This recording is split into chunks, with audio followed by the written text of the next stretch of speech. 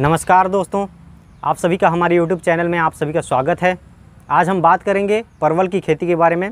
आपको इस वीडियो के माध्यम से बताएंगे कि परवल की खेती में कौन कौन से कार्य करने पड़ते हैं, कितनी लागत होती है, कितना मुनाफा होती है और किस तरह से इसकी बुआई की विधि होती है। इन सब चीज़ के बारे में इस वीडियो के माध्यम से बताएंगे। तो चलिए वीडियो के अंत तक बने रहिए।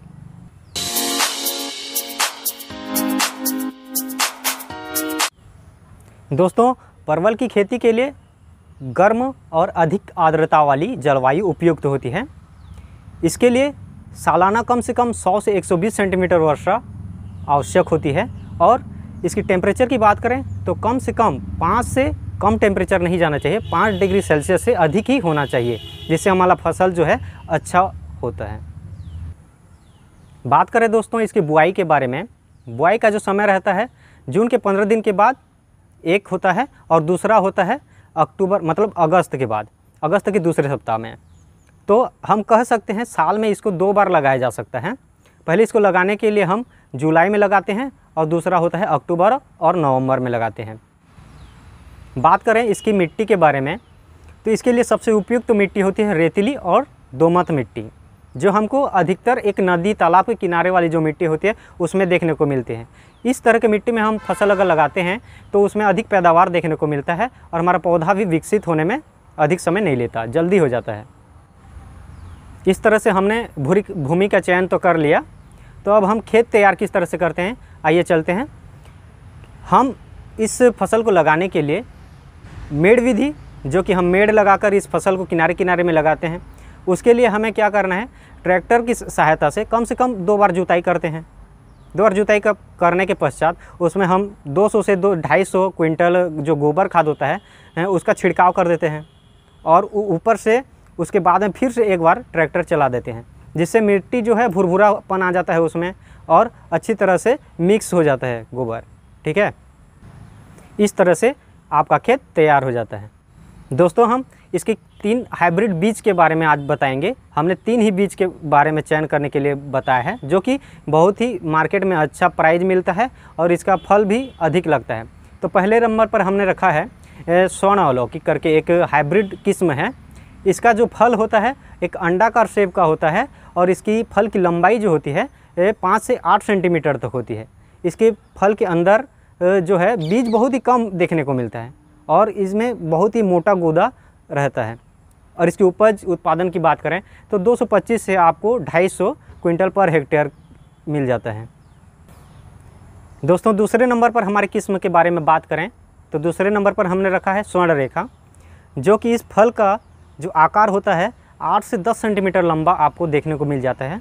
इसके फल के ऊपर में एक सफ़ेद झिर्रियाँ टाइप से देखने को मिलता है और इसका एक फल का वज़न की बात करें 30 से 35 मतलब ग्राम होता है एक फल, और इसका उत्पादन जो है बहुत ही अधिक होता है, 250 से 300 क्विंटल पर हेक्टेयर देखने को मिलता है। और इस बीज की एक खासियत ये है कि प्रत्येक गांठ जो नार जो लताएँ होती हैं उसके प्रत्येक गांठ पर एक एक फल होने की होती हैं। हमने देखा है, ऑब्जर्व किया है, तो इसमें उत्पादन बहुत ही अधिक होता है। हमने तीसरे नंबर पर एक हाइब्रिड किस्म रखा है DVRPG करके 1 और 2 करके एक किस्म आता है। यह बहुत ही मतलब एक कह सकते हैं कि इसमें सबसे अधिक उत्पादन इसी में होते हैं। 300 से 310 क्विंटल पर हेक्टेयर इसमें देखने को मिल जाता है, जो कि बहुत ही बड़ा उपज है। और भी आपको देखने को मिल जाता है घरेलू बीज, उसको भी आप लगा सकते हैं। दोस्तों, आप इन तीनों में से कौन सी बीज आपको पसंद आई उसको कमेंट करके ज़रूर बताइएगा और इसमें से आपको जो भी पसंद आए उसको आप लगा सकते हैं। दोस्तों, अब हम बीज की मात्रा की बात करते हैं। पर हेक्टेयर कितना किलो बीज लगता है। पर हेक्टेयर की बात करें तो इसमें आपको 20 से 25 केजी बीज लग जाते हैं, जो कि बहुत ही अच्छा है। 20 से 25 मतलब एक घने तौर पर लगा सकते हैं इसको। दोस्तों, अब हम बात करेंगे इसकी रोपाई की विधि के बारे में।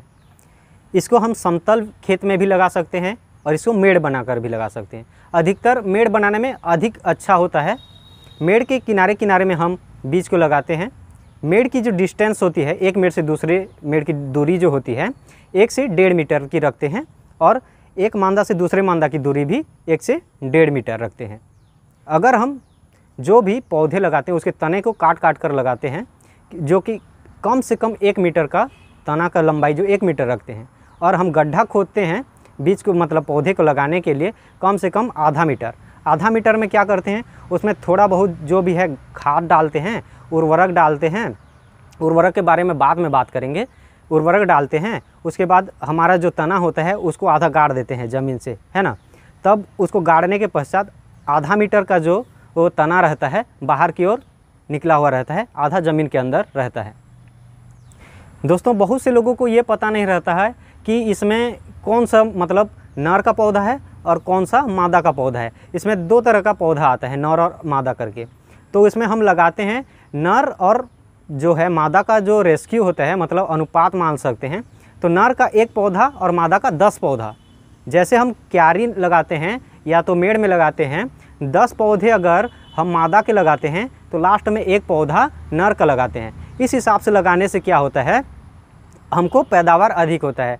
अन्यथा अगर हमें पता ही नहीं रहेगा कौन सा पेड़ नर का है कौन सा मादा का है, तो उससे हम क्या करेंगे, नर का ही पौधा लगा देंगे एक साइड, तो क्या होगा उसमें फल तो आएगा नहीं, तो हमारा उत्पादन जो है घट जाएगा।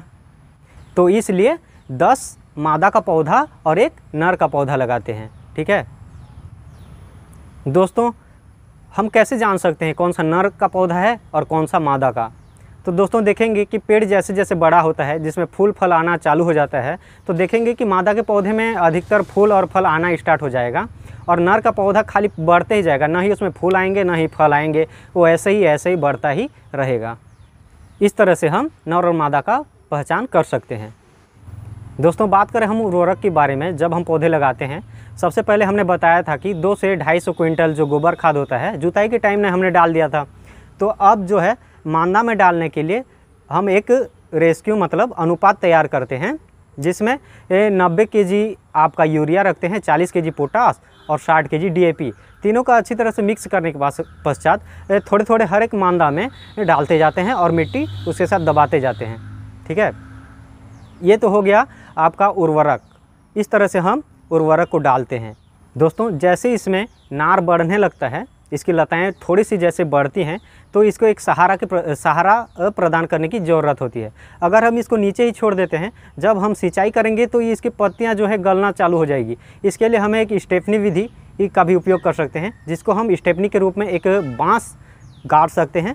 पौधे के पास में प्रत्येक एक दूरी बनाकर बाँस को गाड़ सकते हैं, और बीच में उनको सहारा प्रदान करने के लिए नार को एक रस्सी उपयोग कर सकते हैं, ताकि जो नार है झूले ना और अच्छा से ऊपर की ओर चढ़ते रहे और फल का उत्पादन सही तरीके से हो।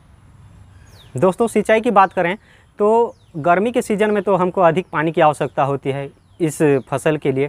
जैसे जैसे ये बरसात और ठंडी मौसम आने लगती है तो उसमें कम पानी की मात्रा लगती है। तो इस तरह से हम कह सकते हैं कि आवश्यकता अनुसार जितना भी इसकी ज़रूरत होती है फसल को, उस हिसाब से ये पानी का पुलाव करना चाहिए।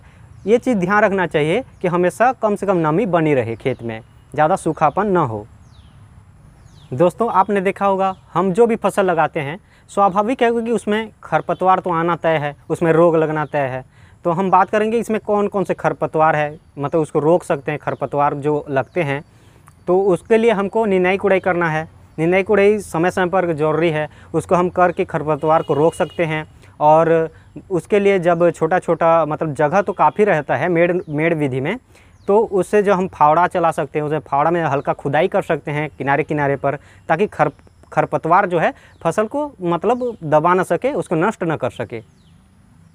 इस फसल पर बात करें दोस्तों तो इसमें अधिक जो रोग लगते हैं, इसमें फफूंदी रोग, धब्बा रोग और तीसरे नंबर पर विषाणु रोग होते हैं। ये तीन जो मुख्य रोग होते हैं इसमें अधिक देखने को मिलता है। ये जो रोग लगते हैं इसको रोकने के लिए हम कोसावेट गंधक का उपयोग करते हैं, जो कि ये 2 ग्राम पर लीटर पानी में मिलाया जाता है, और इसको 10 दिन के अंतराल में 3 से 4 बार इसका छिड़काव किया जाता है, जिससे ये रोग नष्ट मतलब पूरी तरह से दूर हो जाती है। जब धीरे धीरे पौधा बड़ा होने लगता है, फल फूल आने लगता है, तो इसमें एक फल मक्खी और एक फूल मक्खी जो सफ़ेद कलर का रहता है और जड़ और तना खाने वाला मक्खी लगते हैं। उसको दूर करने के लिए हम जो घर में लकड़ी जलाए रहते हैं उसकी राख का छिड़काव करते हैं, जिससे ये तीनों मक्खी जो है नष्ट हो जाती हैं, दूर हो जाती हैं। दोस्तों अब हम फल की तुड़ाई की बात करेंगे कितने दिन में फल की तुड़ाई करते हैं, कितने दिन से फल लगना स्टार्ट हो जाता है। दोस्तों हम मतलब फसल लगाते हैं, उसके 2 महीने के बाद जो है फूल आना चालू हो जाता है। फूल और फल जैसे आना चालू हो जाता है, फल लगने के बाद उसको हम 15 से 18 दिन के अंतराल में तुड़ाई करते हैं। आपको फल अच्छी तरह से उतने दिन में पक जाता है और उसको हम मार्केट लेकर बेच सकते हैं। तो दोस्तों इसमें जो फल तुड़ाई करते हैं उसमें कुछ कीड़े मकोड़े कुछ फल को लग जाते हैं, तो उसको हम छंटाई कर देते हैं। छंटाई करने के पश्चात उसको हम मार्केट में ले जाते हैं बेचने के लिए। आपने देखा होगा मार्केट में तो इसका बहुत ही अच्छा रेट मिल जाता है, हमेशा से ही इसका रेट बना रहता है मार्केट में। जब सीज़न के टाइम में रहता है दोस्तों, तो सीजनेबल में इसका रेट जो है 40 रुपया से कम ही नहीं होता है। अगर हम इसके वे सीज़न की बात करें जब इसका फसल कोई नहीं लगाता, उस सीज़न में हम अगर अपना उत्पादन लाते हैं तो इसको हम आसानी से 60 से 80 रुपये किलो में बेच सकते हैं। बात करें इसकी उपज की पैदावार के बारे में, तो पहले साल में आपको ज़्यादा उतना उपज देखने को नहीं मिलेगा जिस साल हमने लगाया है। फिर भी एक एवरेज मान सकते हैं 150 से 200 क्विंटल पर हेक्टेयर देखने को मिल जाता है। लेकिन उसके लगाने के अगले 4 साल मतलब अगले 4 साल जो है कम से कम आपको 250 से 300 क्विंटल पर हेक्टेयर इसका उत्पादन देखने को मिलता है, जो कि बहुत ही एक अधिक उत्पादन है। दोस्तों प्रत्येक 2 साल के बाद हम इस फसल की सफाई करते हैं। जैसे नीचे में जड़ अधिक फैल जाता है, सब जगह उगने लगता है, तो उसके हम जड़ को खोद लेते हैं, अच्छी तरीके से साफ़ कर देते हैं खेत को, और फिर से दोबारा उसी पेड़ को तना को काट कर फिर से लगा देते हैं। इस तरह से हमारा पैदावार अगर हम खेती बढ़ाना चाहते हैं तो दूसरे खेत में भी लगा सकते हैं और इस तरह से अपना मुनाफा भी बढ़ा सकते हैं। तो दोस्तों इस तरह से आप परवल की खेती कर सकते हैं। इस वीडियो के माध्यम से हमने आपको सही जानकारी देने की कोशिश की है। दोस्तों अगर वीडियो पसंद आई है तो एक लाइक कर दीजिए यार, और अपने दोस्तों में जितना से ज़्यादा शेयर हो सके शेयर कीजिए, ताकि किसी दूसरे को भी अगर खेती करने में इंटरेस्टेड हैं तो उनको तक वीडियो पहुंच जाएगी, जिससे उन्हें लाभ मिल सकता है। तो दोस्तों अब नए हैं तो चैनल पर सब्सक्राइब कर दीजिए यार। मिलते हैं अगले वीडियो में। जय हिंद, जय भारत, जय जवान, जय किसान।